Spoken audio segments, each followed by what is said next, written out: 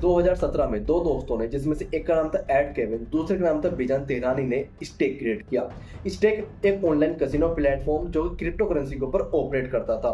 और जिस वक्त इन्होंने ये प्लेटफॉर्म बनाया होगा, इन्हें कोई अंदाजा नहीं होगा कि ये प्लेटफॉर्म आगे जाके बिलियंस ऑफ डॉलर का एम्पायर बनने वाला है। और इस वक्त इनका ये प्लेटफॉर्म दुनिया का सबसे बड़ा ऑनलाइन कैसीनो प्लेटफॉर्म है जो क्रिप्टो करेंसी के ऊपर काम करता है। और आज इसकी वैल्यूएशन 23.5 बिलियन डॉलर है, जिसकी वजह से ये दोनों दुनिया के सबसे यंगेस्ट बिलियनर में से एक है। उनकी स्टोरी काफी ज्यादा इंटरेस्टिंग है। ये दोनों एक ऑनलाइन गेमिंग प्लेटफॉर्म पर मिले जहां पर ये ऑनलाइन गेम खेलते थे और बाद में इन्होंने अपना बिजनेस स्टार्ट किया, जिसको इन्होंने सेडी मार्केटिंग स्ट्रेटजीज और इधर उधर की मार्केटिंग स्ट्रेटजीज यूज करके ग्रो किया। लेकिन बात ये नहीं है इन्होंने ग्रो कैसे किया है, फिर कैसे बनाया।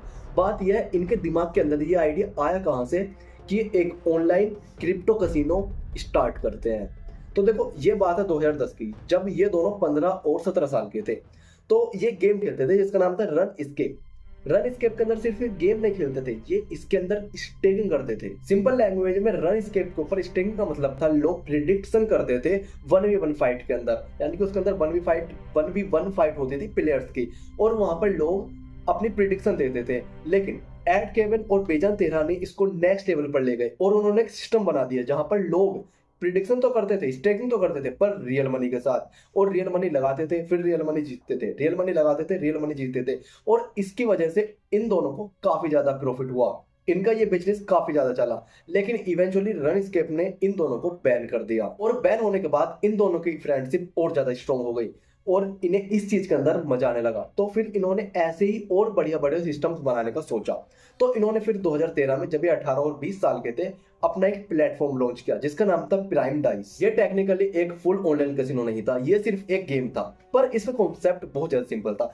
इसके अंदर यूजर्स अपनी क्रिप्टो डिपॉजिट करते थे और फिर इसके अंदर जो गेम था उसके अंदर 1 से लेकर 100 तक उनकी जो डाइस थी वो लैंड करती थी और लोगों को इसके अंदर प्रिडिक्शन करना होता था और उसी के अकॉर्डिंग ये मल्टीप्लायर को घटाते और बढ़ाते थे। सिंपल वैसे ही है जैसे कि आप लोग आजकल डाइस खेलते हो। ये कॉन्सेप्ट बहुत ज्यादा सिंपल था, इसकी वजह से ये लोगों को बहुत पसंद आया और लॉन्च के पहले ही दिन इनके प्लेटफॉर्म के ऊपर मिलियंस ऑफ डॉलर की एक्टिविटी हुई और बाद में इनका ये प्लेटफॉर्म ग्रो करता गया, काफी ज्यादा ग्रो किया। लेकिन बाद में जाके किसी ने इनके प्लेटफॉर्म के अंदर से 1 मिलियन डॉलर के बिटकॉइन चुरा ली, जिसकी वजह से इन्हें नुकसान हुआ। पर इवेंचुअली इनका जो प्लेटफॉर्म था काफी सक्सेसफुल रहा। इस सक्सेस को देखकर उन्हें यह समझ में आ चुका था कि इस मार्केट के अंदर काफी ज्यादा बड़ी डिमांड है और इस तरीके से वो इस डिमांड को फुलफिल नहीं कर सकते।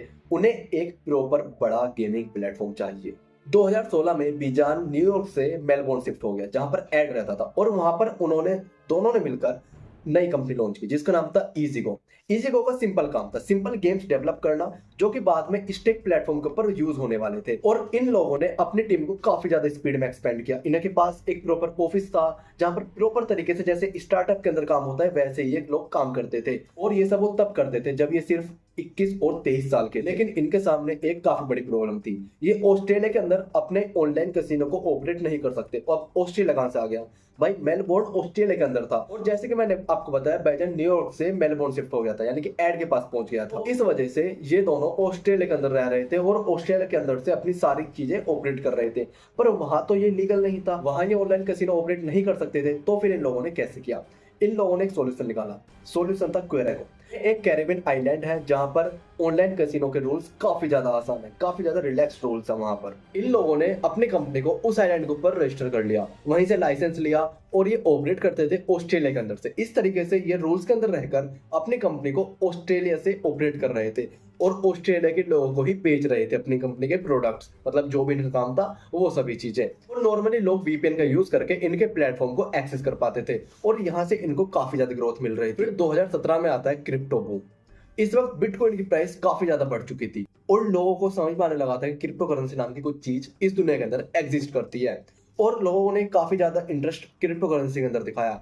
और यही बात इन लोगों को पता लगी और इन्होंने सोचा कि इस अपॉर्चुनिटी को बिल्कुल भी नहीं छोड़ा जाएगा। इन लोगों ने इस अपॉर्चुनिटी का यूज कर अपने प्लेटफॉर्म पर काफी ज्यादा लोगों को एक्वायर कर लिया और इस वजह से इनका यूजर बेस काफी ज्यादा ग्रो किया और 2019 तक ये $10 of million का रिवेन्यू कर रहे थे। फिर एंट्री होती है कोरोना की। और कोरोना काल में आप लोगों को पता ही है, सभी लोग घर पर बैठकर बोर हो रहे थे और कुछ भी कंटेंट कंज्यूम किए जा रहे थे। यूट्यूब देखे जा रहे थे, टिकटॉक देखा जा रहा था, इंस्टाग्राम चलाया जा रहा था बहुत ज्यादा। और उसी टाइम पर एक ट्विच नाम का प्लेटफॉर्म था जहां पर ऑनलाइन स्ट्रीमिंग होती है, लाइव स्ट्रीमिंग होती है। तो वहां पर काफी ज्यादा व्यूअरशिप बढ़ रही थी उन लोगों की। और इसी वक्त एड और बीजान ने इस अपॉर्चुनिटी को पकड़ा और ट्विच के ऊपर जो जो बड़े बड़े लाइव स्ट्रीमर थे जिनके काफी ज्यादा फॉलोअर्स थे उनको पे किया। पे किस चीज के लिए किया? सिर्फ वो इनके प्लेटफॉर्म को यूज करेंगे अपनी लाइव स्ट्रीम के ऊपर और ये लोग उनको इस चीज के पैसे देंगे। इन लोगों की इस स्ट्रेटजी की वजह से स्टेक को काफी ज्यादा रीच मिली और स्टेक के ऊपर काफी ज्यादा लोग आए और बाद में जाके इनका रिवेन्यू $100 मिलियन से बढ़कर $2 बिलियन हो चुका था। ये ग्रोथ बिना कंट्रोवर्सी के नहीं आई। काफी लोग क्वेश्चंस कर रहे थे कि जो इन्फ्लुएंसर्स हैं वो ट्रांसपेरेंसी नहीं रख रहे हैं और यंग लोगों पर इसका गलत इंपैक्ट हो रहा है, प्लस ये रिस्क को अंडर एस्टिमेट करके दिखाते थे। तो इस वजह से ट्विच ने भी इनको 2022 में बैन कर दिया। पर ये लोग वहां पर नहीं रुके, इन्होंने बाद में अपना किक नाम का प्लेटफॉर्म लॉन्च किया जहां पर लाइव स्ट्रीम करते हैं और किक भी आज काफी ज्यादा फेमस प्लेटफॉर्म है लाइव स्ट्रीमिंग के मामले में।